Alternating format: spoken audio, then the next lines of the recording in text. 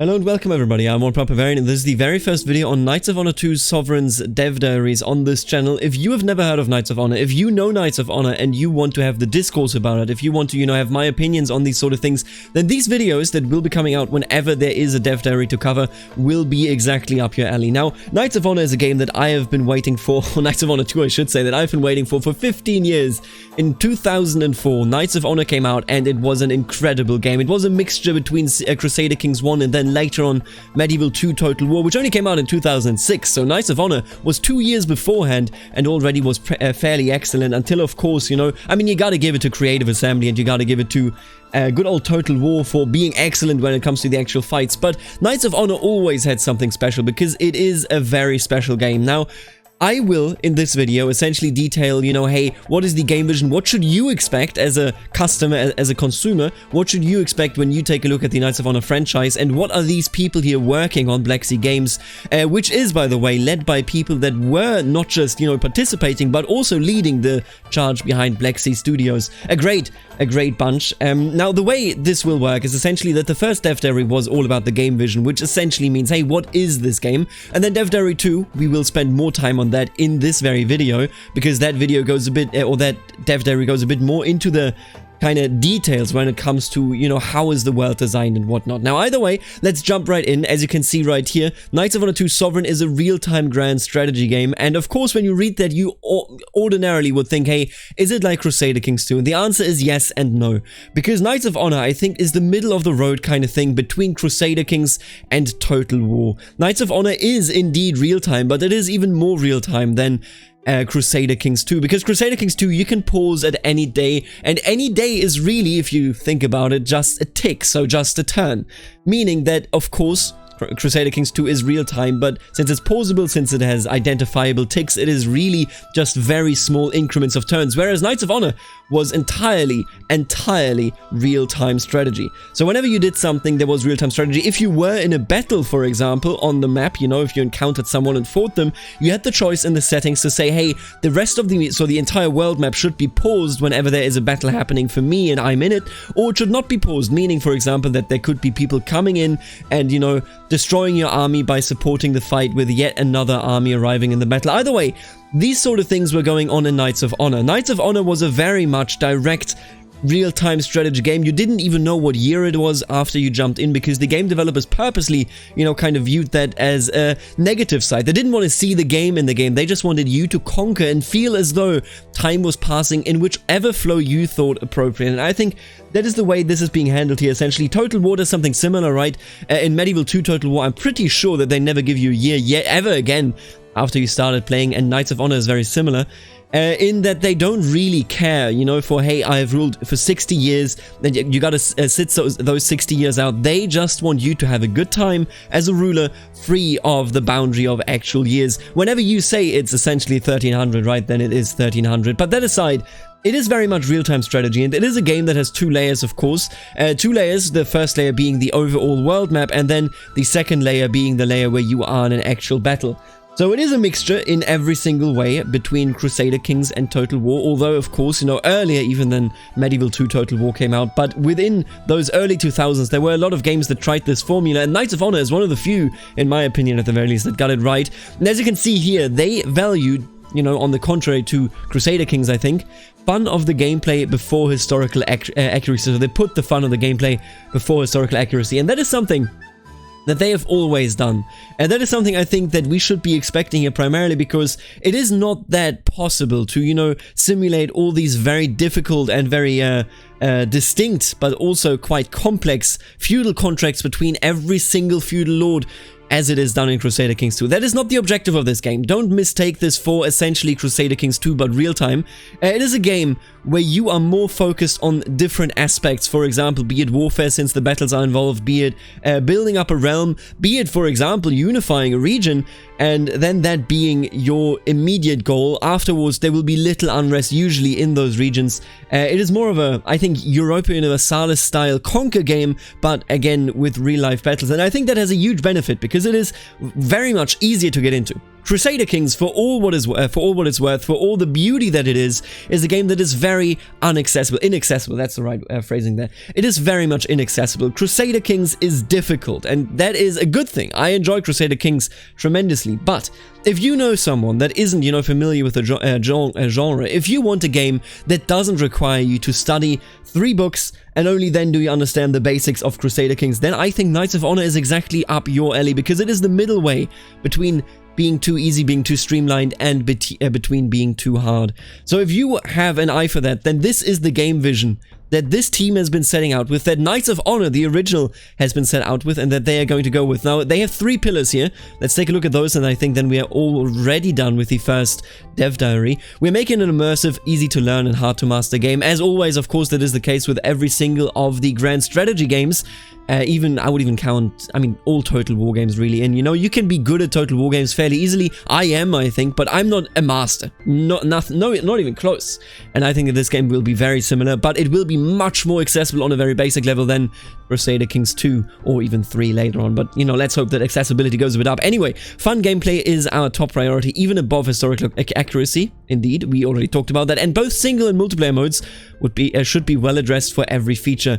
Now, the multiplayer modes, we don't know too much about that yet, but I do want to point out that they did say multiplayer is something that they will bring into the game, even on the entire strategic map. You have to know, in 2004, multiplayer wasn't that big, and back in the day, you could do multiplayer in Knights of Honor, but it was only based on battles. So you would go into a battle and you could fight your friends or your enemies, you know, whatever you chose to do.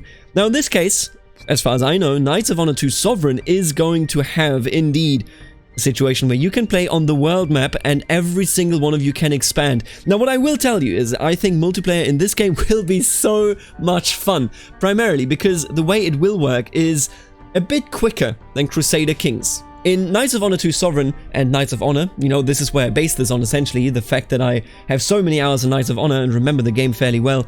It is all about, you know, expanding. A session of a playthrough, or a playthrough as a whole, wouldn't take longer than maybe, you know, like 6 to 10 hours, because it was supposed to be something that you can do without having to get a degree to do it. And I think that is exactly the approach that they're taking here, and I hope that this is exactly what they are going to implement in multiplayer as well, because a bit more of a casual multiplayer experience, that is something that I've missed. You know, if you set up a Crusader Kings campaign, and if you've seen the Crusader Kings multiplayer games that we have done here on the channel, then you will know that there is so much effort and so much organization going into that stuff. Knights of Honor 2 Sovereign, hopefully, kind of skips over that. Now, either way, let's go to the dev diary 2, and look at this art. We actually have 2 concept arts that are directly the same scene, I believe, but in 2 different... it's actually like 2 different angles as well, but you have the coast here, and then you have the mainland over there. One is a bit more Nordic, as you can see, and then the other one is definitely something, maybe, you know, even the Holy Land. Maybe this is Jerusalem. I honestly wouldn't know. Is this the Dome of... Dude, is this the Dome of Jerusalem? Am I losing my mind?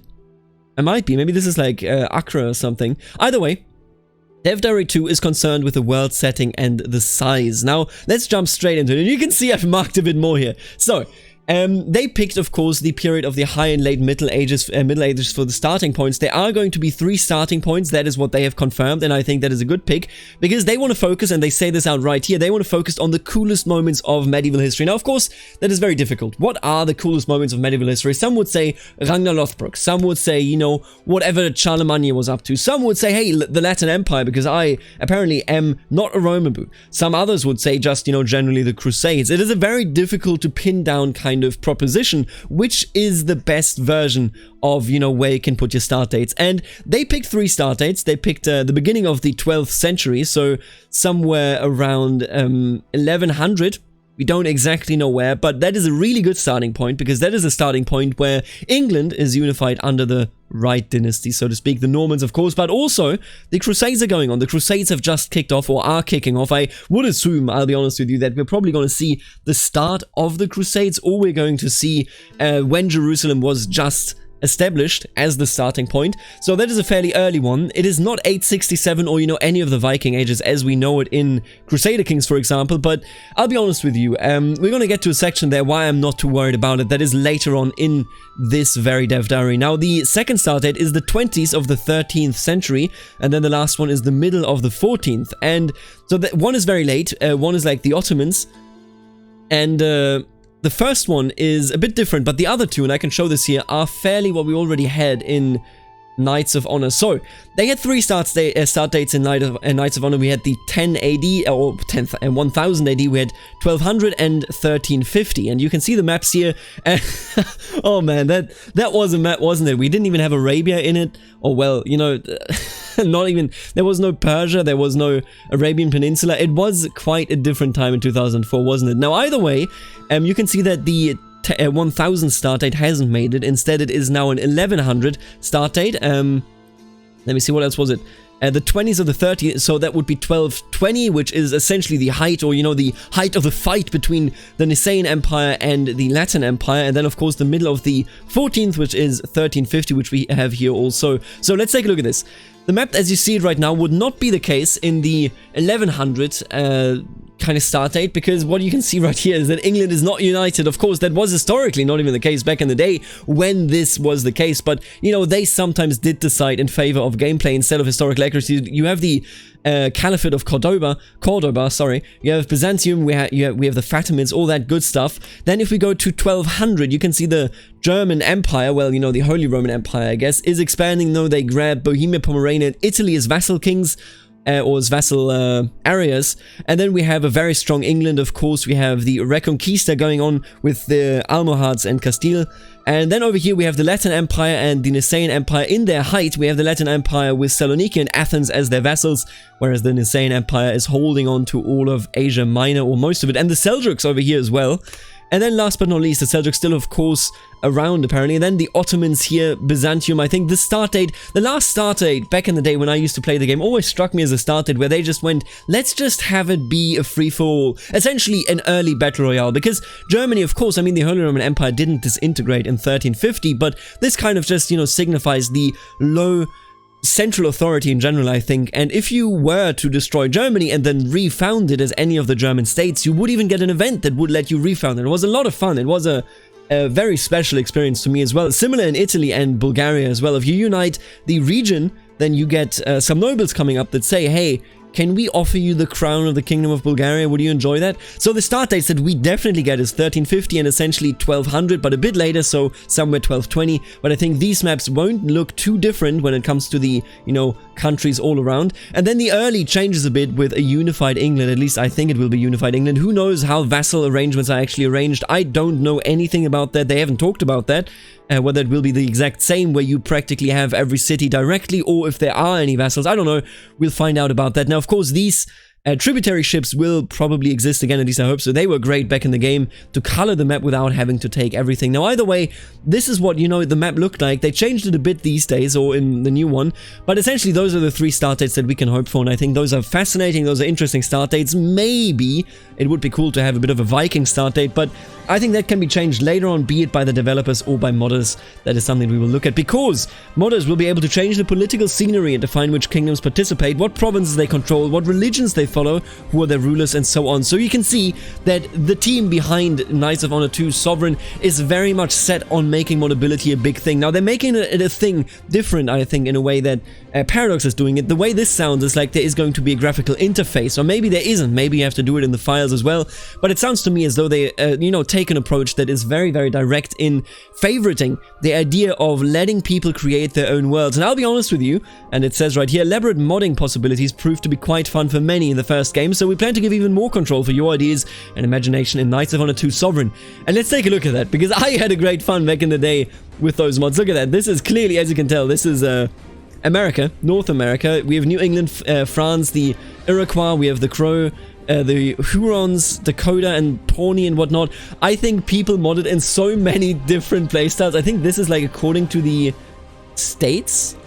I don't want to be wrong, and I don't think these are the exact state borders. Now, either way, over here we have a mod that was only Britannia, and then a bit of France, I guess, but only Britannia, so it was all shrunk down to a tiny situation. If you've never seen the interface, don't worry about it too much. We could potentially eventually have me explain Knights of Honor 1, but I think that's something for another time. And then over here, oh, this mod, dude. This mod was crazy. It was a modern day world mod. Essentially, every country had one province, and then you would just go and conquer. Mongolia has been blowing here, as you can see, Norway as well, but also Norway lost Norway. It was a classic scenario of Knights of Honor. It's a wacky game, but it's such a fun, wild game. And now imagine this in multiplayer. I would be very excited if that became a possibility fairly soon.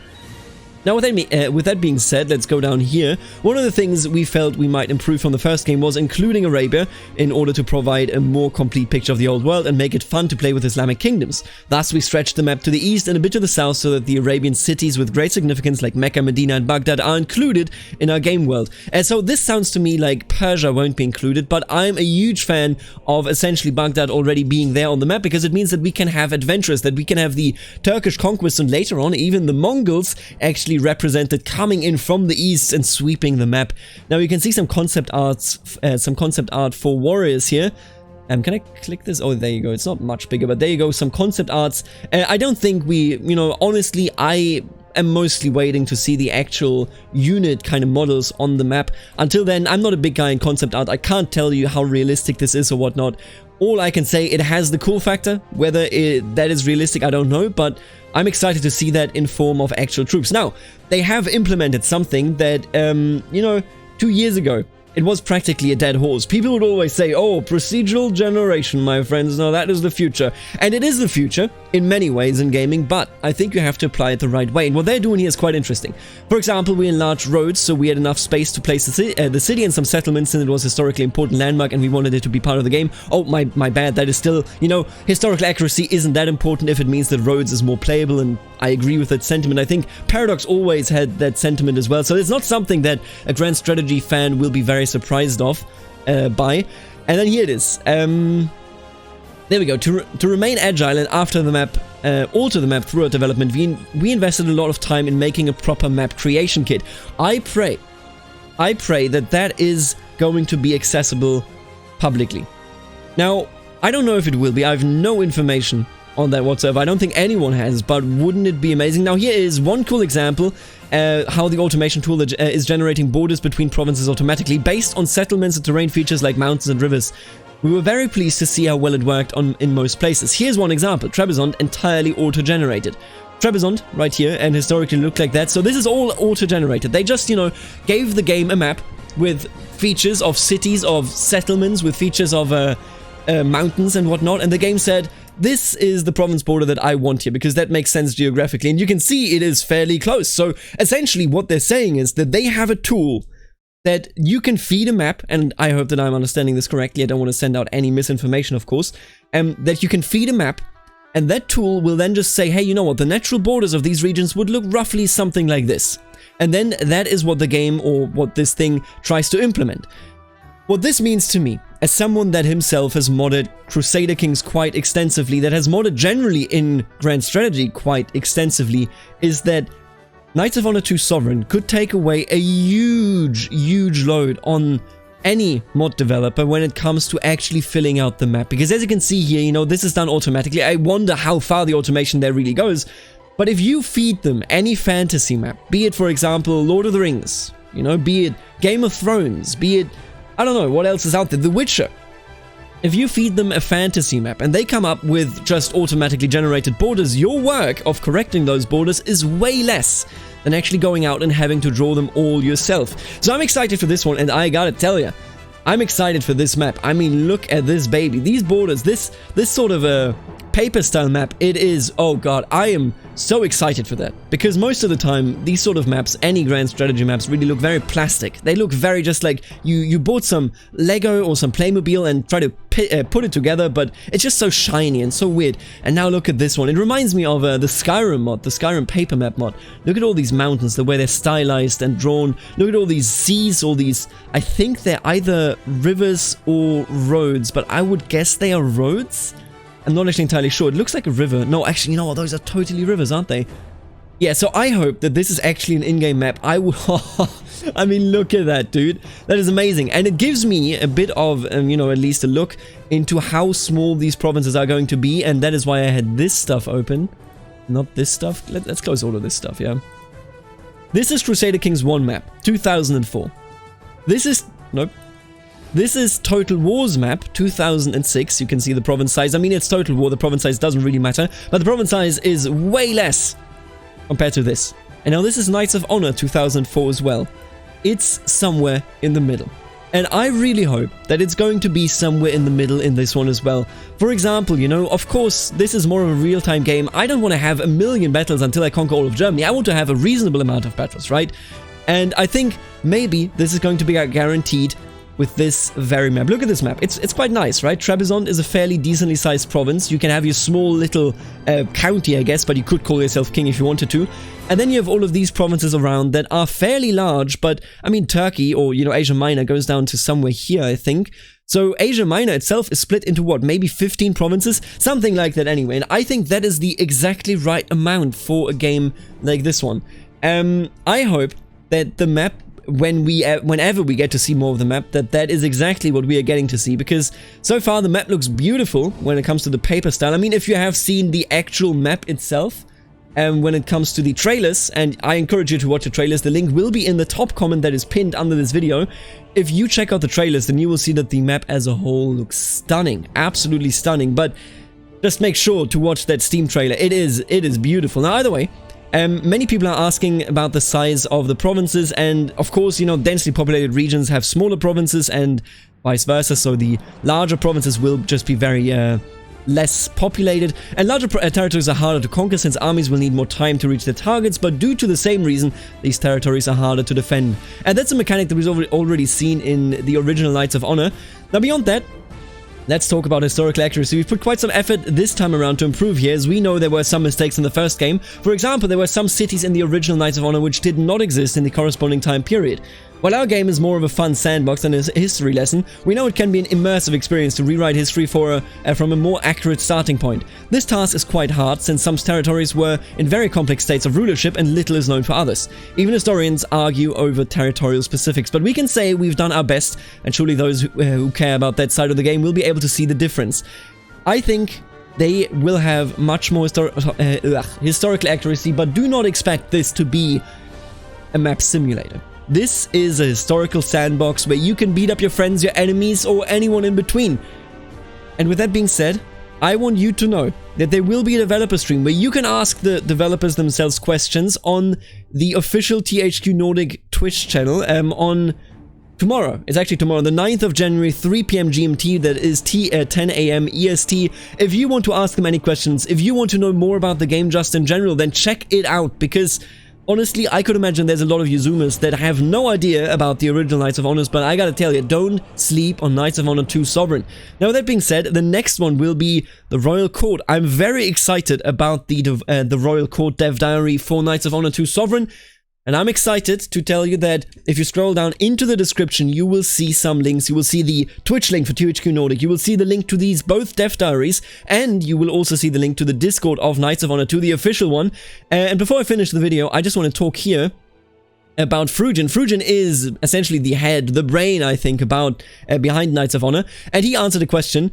However, the province borders, and this is what is important to me, are static. With that said, you can occupy and hold parts of enemy provinces. More on this in a later dev diary. I'm excited for that. Shared governance would be cool, but honestly difficult to implement. I would like to see it though. And beyond that, there were no other questions that I thought would be important to mention here. And with that being said, that was the very first video on this channel on Knights of Honor 2 Sovereign dev diaries. I hope that you are as excited as I am, and I hope that this game will be an absolute banger, but so far, they have definitely given me a lot of things to look forward to. Now, either way, I want to thank the members of the channel who are supporting this channel directly, namely the Barons Aaron, Stefan, the Ritters, Teen Snowwolf, then the Counts, Emma Mamello, I'm Deadpool, and Suspicious Duck, and last but not least, the wonderful, the beautiful, the strong Dukes, Nathan, Herman, Knight of Squires, Kenneth, the absolute legend Eric, Lexo, Benedict, Roboman, and my dad left me at Arby's. Now, if you also want to support the channel, then check out the join button right underneath the video. There is the membership perks and benefits listed in that beneath the join button. And yeah, that's all from me. I will see you in the next dev diary next week, hopefully. I think they are every week, but they haven't really said that, so let's just hope. Anyway, I'll see you then. Later, alligator.